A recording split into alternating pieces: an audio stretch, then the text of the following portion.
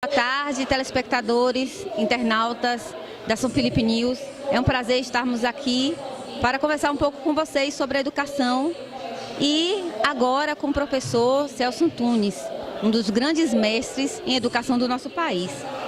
Professor, como o senhor está sentindo o clima aqui na jornada em São Felipe?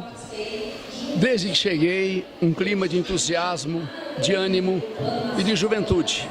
Não exatamente a juventude etária, mas a juventude de quem quer aprender e de quem acredita que amanhã não precisará ser necessariamente igual a hoje. Então, quando eu vejo professores reunidos, conversando, aprendendo, se entusiasmando, eu não tenho dúvida que eu não sei como será o futuro do nosso país, mas eu sei que ele será da maneira que o professor o fizer.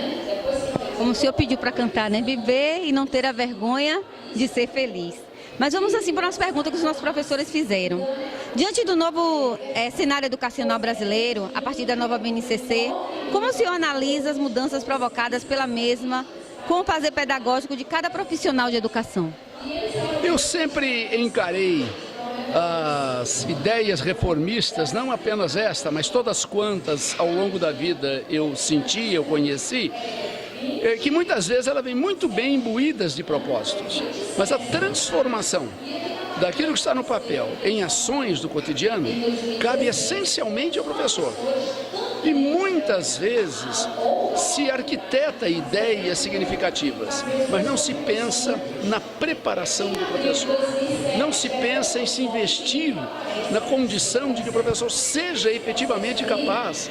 Porque ser capaz não é dominar o conteúdo que se tem, mas ser capaz de administrar uma aula, de distribuir aquele conteúdo pelos meses letivos, de fazer uma avaliação coerente, de trabalhar habilidades. E você não percebe esta preocupação no que diz respeito aos professores. Ninguém no país, na área de saúde, entra em exercício sem oportunidade de experienciar uma prática docente.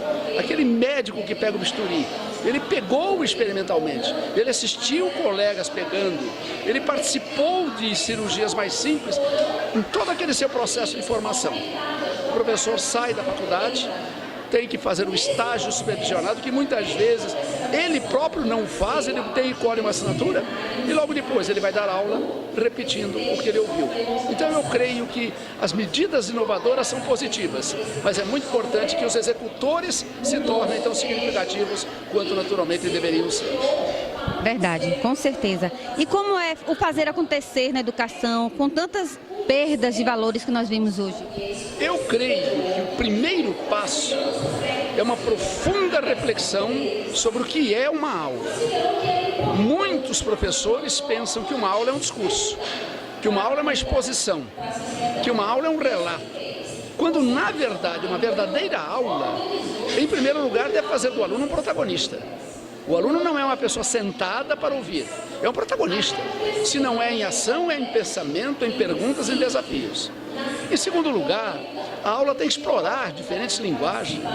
O aluno tem que aprender a expor, a escrever, se for o caso de desenhar, se for o caso de encontrar mensagens e caricaturas, transferir a notícia que ele lê no jornal para a realidade daquilo que ele aprendeu.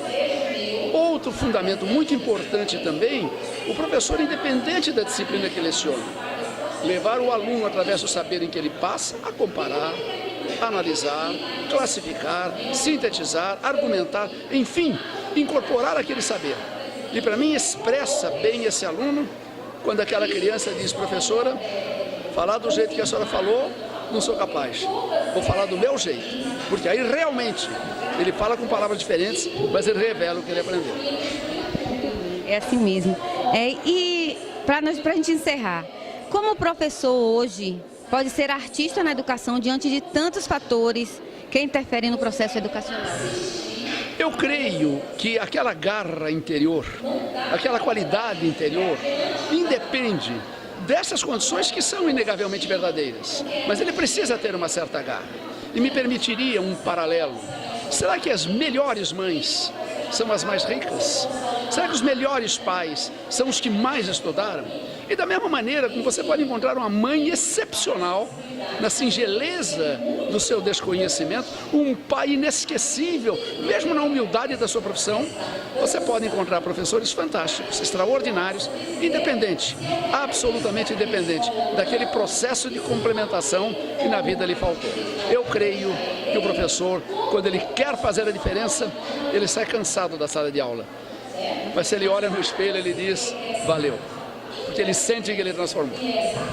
Realmente é uma felicidade para nós, professores, quando a gente percebe que o aluno aprendeu e diz assim, professor, eu já sei ler, sabe? Muito obrigado, professor Celso Antunes, é uma honra imensa recebermos o senhor aqui em São Felipe. Eu agradeço em nome do prefeito Rosário, da secretária Glória e todos que estão aqui. Não percam, nós vamos passar ao vivo, transmitir ao vivo a palestra de grande professor Celso Antunes, porque é uma honra São Felipe estar recebendo ele hoje no dia 1º de fevereiro de 2018. Muito obrigada a todos.